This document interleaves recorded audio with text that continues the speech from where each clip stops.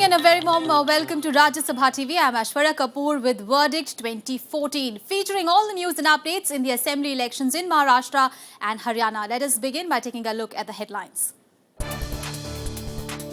Scrutiny of nominations ends for Maharashtra and Haryana assembly elections.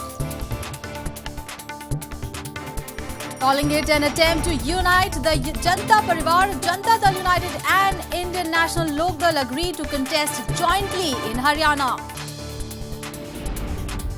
Campaigning picks up in poll-bound states. In the fray are 7,666 candidates for 288 seats in Maharashtra and 1,972 candidates for 90 seats in Haryana. And party leaders hold election rallies. Amit Shah, Bhupinder Singh Hooda, Raj Thackeray canvass for votes for their parties.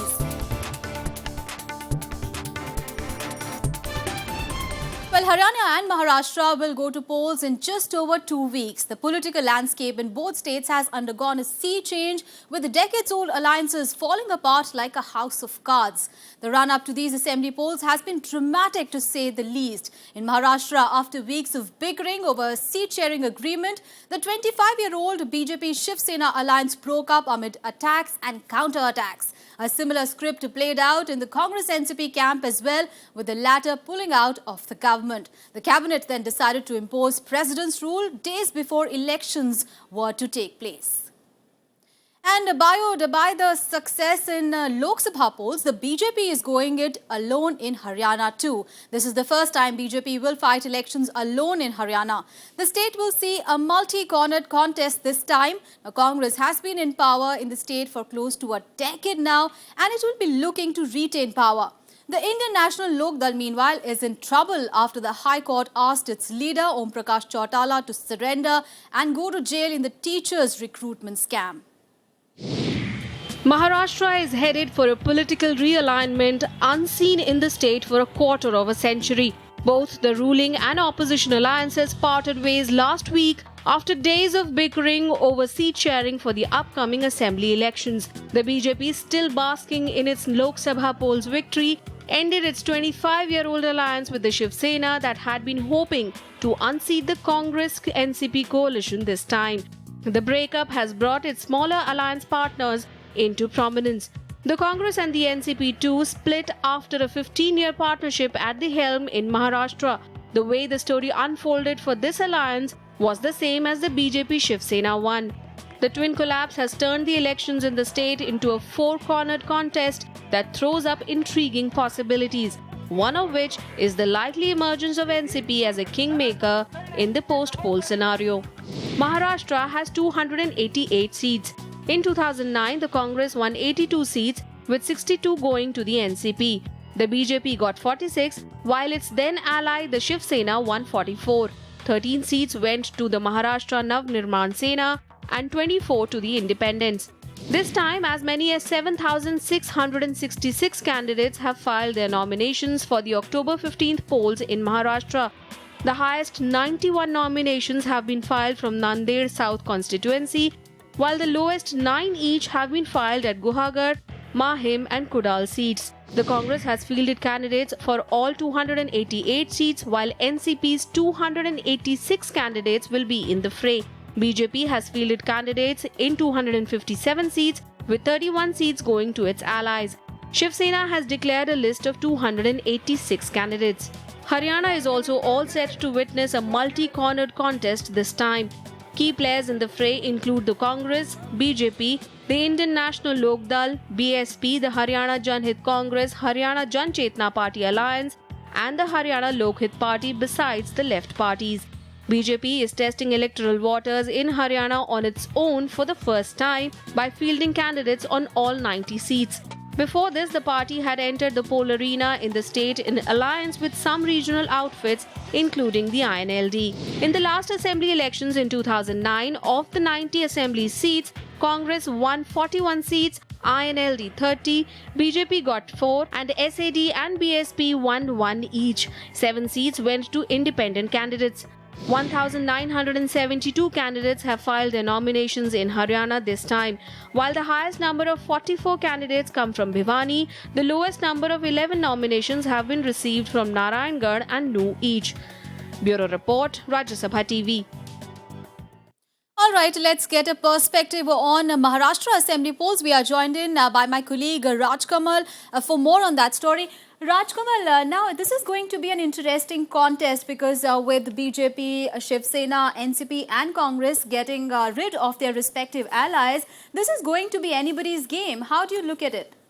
Aishwarya, after 1990s, Maharashtra is witnessing a four-cornered contest. 25 years of relationship between BJP and Shiv Sena broke, and NCP and Congress of 17 years, their relationship is not there now. So after 90s, it is going to be the first four-cornered contest in Maharashtra. And remember, none of these parties have declared their chief ministerial candidate. So there is no chief ministerial face for any political party in this election. And 288 seats, there are several regional parties like Shetkari Sangatans and RTIs. There are several small parties that may go for a post-poll ally with these parties. But as far as the politics of the state is concerned, it's going to be an interesting four-cornered contest in almost every seat, Aishwarya. Right. And also, Raj Kamal, it is very interesting now that you're talking about the fact that obviously it is going to be a multi-cornered contest. What do you think will be the role of smaller parties now? Because like what happened before the 2009 polls, we saw MNS really gaining a lot of prominence. Do you think that this time regional or what we can say smaller parties are going to play a very important role?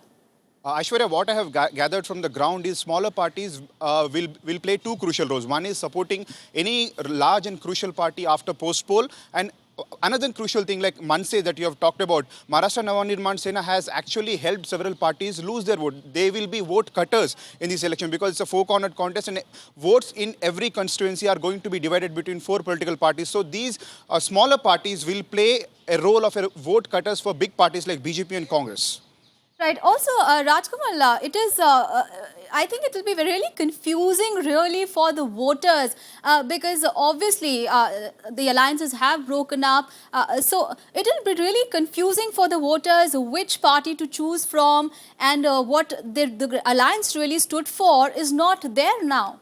Aishwarya, look at the context. Four parties, two were in alliance and now the alliance is not there. There is no manifesto and there is no chief ministerial candidate. People are really confused. The right-wing vote or the kind of Hindu vote that BJP and Shiv Sena are aspiring will now be divided into two, and the pro-Congress and the pro-secular vote will now be divided into political parties like Congress and NCP. Smaller parties will be raising Maharashtra Asmita issue, and Maharashtra Navnirman Sena will be focusing on the rural issues like Maharashtra and the farmer suicides and all. So voters will have confused kind of ideologies playing out in Maharashtra elections, and the voting percentage and the turnout of voting percentage will play a crucial role because four-cornered contest and every constituency will be dividing its votes into different streams. So even a smaller increase and a marginal increase in vote share this time will have a larger impact on the state, Aishwarya.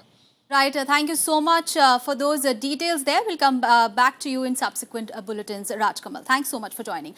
And let's get a perspective on what exactly is happening for the Haryana Assembly elections. I'm joined in by my colleague Vishal Daya.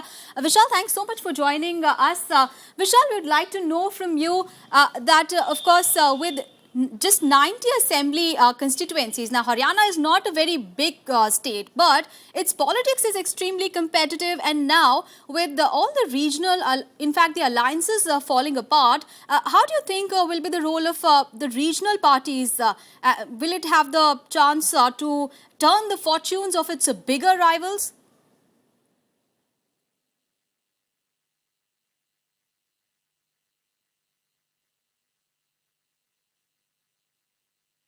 Well, yes, Aishwarya, you're right. With just 90 seats in the assembly, Haryana might not be a big state, but then the political stage is pretty much big out here because of the simple fact that this time around, all the parties are contesting on their own, except there is an alliance between the Haryana Janhit Congress and the Haryana Jan Chetna Party. These are the two regional parties, the state-level regional parties. The one very important point out here is that this time around, BJP, which used to be a very, fringe player in earlier elections. Last time around, it won only 4 seats and was only a part of the government. A smaller part of the government. One time with the INLD and once with the Haryana Vikas Party, which was led by Bansi Lal. That was way back around 15 years back. But then this time around, the BJP seems to have stepped up their tempo, maybe buoyed by the spectacular Lok Sabha victory which they had out here. Out of the 10 seats, they grabbed 7 Lok Sabha seats, which was a very interesting development. And Congress, since has been running the government for last 10 years, would definitely like to defend the bastion out here. There have been many states in the northern India in which Congress has been one by one wiped out in assembly elections, and these in these 2 states, as in Maharashtra, in Haryana as well, the ball right now is in Congress's court. They have to go ahead and defend the bastion, try and form the government third time again, but they are void of allies this time around. There is a strong anti-incumbency factor against Congress. BJP is trying to ride piggyback on Narendra Modi's image. Apart from that, there is INLD, a very strong regional player. But then in the recent times, we have seen the INLD chief Om Prakash Chautala and his son Abhay Chautala being jailed in a job scam, and that is something which has been a setback for the INLD to try and because these are the 2 big leaders of the party which are though out on bail but cannot go ahead and participate actively in the electoral politics. So obviously that is something which is a very deficient point for INLD. But at the same time, Vishal, today there was an announcement that INLD and JDU is ex-Chief Minister Bhajan Lal's son. Right. Both father and son were once a part of the Congress.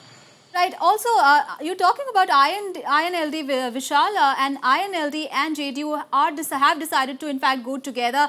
So how do you look at that development coming together of a unified Janta Parivar?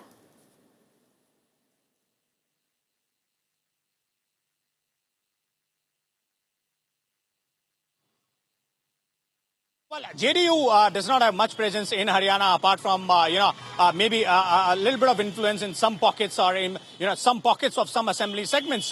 But yes, INLD does have a pact with Shiromani Akali Dal. Now, that's a very interesting fact because Shiromani Akali Dal is a long-standing ally of the BJP. Before the elections, BJP refused to have a tie-up with the INLD. INLD was strongly wooing BJP for a tie-up. If that would have happened, that could have spelled problems for the Congress regime out here. Shiromani Akali Dal is contesting just 2 seats, but then the top leadership of Shiromani Akali Dal and Indian National Lok Dal share good rapport with each other. They share family relations with each other, and their alliance has not gone down well with the BJP. As far as JDU coming along with INLD is concerned, yes, that might seem, from the national perspective, that might seem a little bit of a push. But then, as far as regional politics, as far as state level politics is concerned, JDU seems to be a spent force out here. But yes, that might be some sort of a morale booster for the INLD workers who are already trying to fight the dogma of not having their leadership, their top leadership, contesting these elections. And let's not forget that INLD chief Om Prakash Chautala, his son and other accomplices have only been given time till 17th October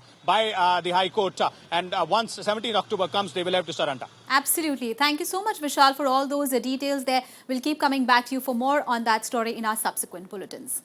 All right, let's move on in the bulletin now. BJP President Amit Shah launched his party campaign in Haryana today. Addressing a rally in Tohana, Amit Shah urged people to vote for development of the state. He said only BJP can ensure development with its government at the centre. Speaking in front of a large gathering, Amit Shah evoked Prime Minister Narendra Modi's developmental plan to woo the voters. He also asked voters to end the reigns of Huda and Chautala family in the state. The party is looking to exploit its good show in the last Lok Sabha polls. However, its split with Haryana Janhit Congress is likely to have an effect on its chances to win the polls. 100 दिन के अंदर ही महंगाई पर काफी काम किया है इस सरकार और आने वाले दिनों में आप देखेंगे कि धीरे धीरे धीरे इस 10 साल से बढ़ाई हुई महंगाई को किस तरह से नीचे लाने का काम ये मोदी सरकार करती है. An incumbent Chief Minister of Haryana, Bhupinder Singh Hooda, also addressed a rally in Karnal's Tarauri today. Continuing his tirade against INLD Chief Om Prakash Chautala and BJP, Hooda sought a third term from voters to ensure development of the state. He questioned the previous BJP and INLD government's achievements regarding development. He also promised to fight for the rights of Haryana farmers if elected. BS Hooda will be contesting from Rohtak seat in the 15th of October polls.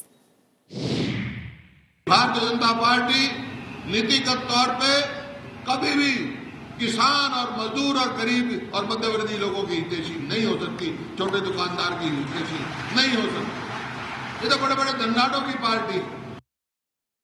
And another development moving a step closer towards the unification of the old Janta Parivar, JDU and INLD has decided to go together in Haryana Assembly elections. JDU President Sharad Yadav announced the decision, saying that both parties have had good relations since the time of Chaudhry Devi Lal. On 5th of September, JDU leaders had attended a rally organized by INLD to mark the 100th birth anniversary of former Deputy Prime Minister in Jind. The coming together of these parties coincides with similar efforts to bring on board splinter groups which are politically significant in other states. And in news from Maharashtra, MNA's chief Raj Thackeray criticized BJP for ending its alliance with Shiv Sena only days before the assembly polls in the state. Speaking at a rally in Mumbai on Sunday night, he said that former Sena chief Bal Thackeray would have ended the alliance much earlier. Thackeray said that Uddhav should immediately ask Shiv Sena man in Modi's cabinet, Anand Gite, to resign as a mark of protest. Thackeray also said that one of the first issues he would address if voted to power is affordable homes for people who stay in hutments or on rent. He also alleged that during the last 15 years, the Congress-NCP government failed to provide good roads, water and electricity to the people of Maharashtra. आणि शिवसेनेच्या बाबतीत ते करणारच होते असं मला त्यांच्यातलीच लोक अगोदरपासून सांगत होती की आम्हाला युती करायचीच नाहीये, आम्हाला हे नकोच आहे.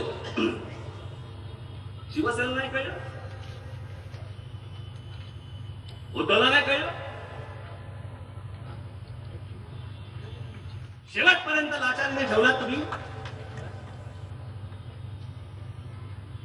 मी जर त्या ठिकाणी असतो ना, एक महिन्यापूर्वी लाच मारून गेलो असतो त्यांना सगळ्यांना.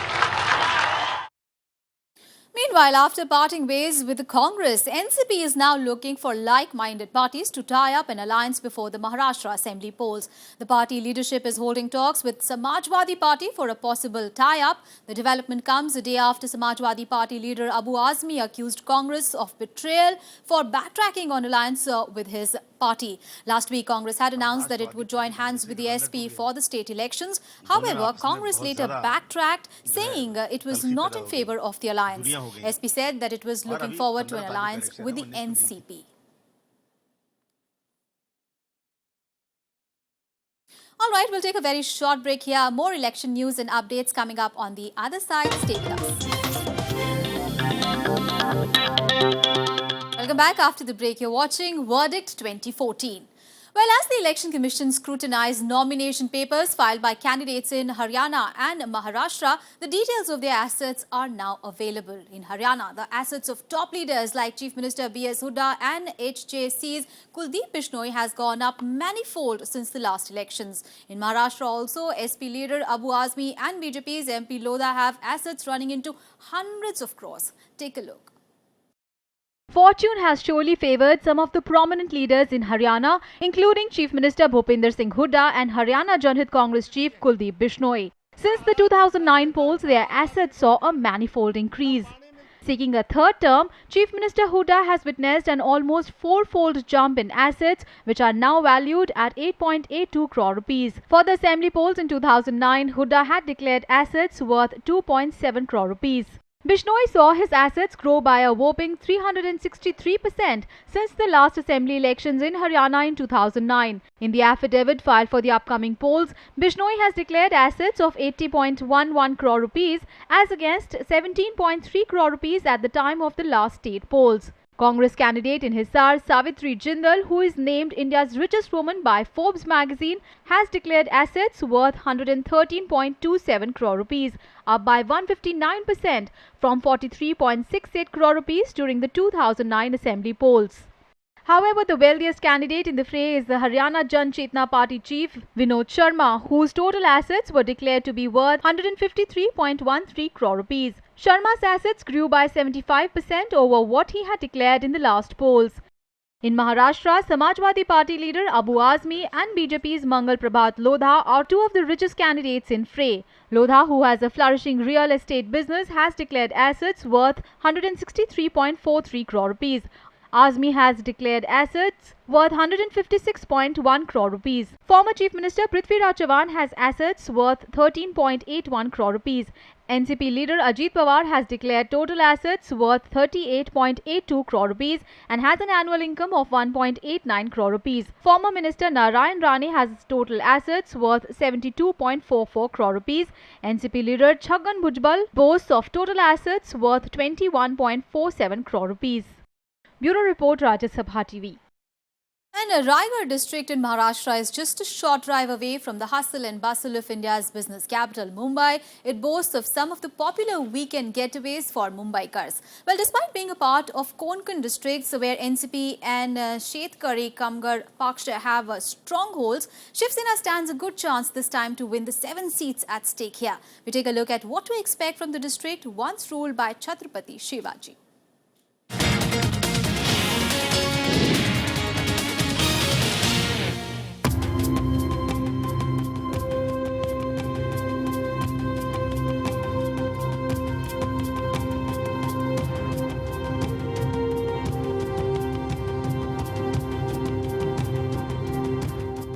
Raigad district was named after the Raigad fort, which was the capital of Maratha Empire.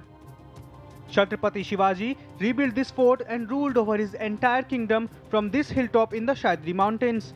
The district headquarters Alibag boasts of the tomb of Kanoji Angre, the naval admiral of Shivaji's empire, which controlled the entire western coast from Surat to Kohin. The district also has the Jawaharlal Nehru port, which is the largest cargo container port in the country. With a strong legacy of Maratha culture and history, the district is expected to witness a strong contest from the regional parties like Shetkari Kamgar Paksh. The party had won 3 out of the 7 seats in the 2009 assembly polls. NCP won 2, Shiv Sena and Congress won 1 each. However, in the Lok Sabha elections, Shiv Sena's Anand Gite has been elected for a second straight time this year. Despite his margin reduced drastically this year, Shiv Sena could be a force to reckon with. This district has been a stronghold of the SKP and the NCP. But this time, the people returned a Shiv Sena MP.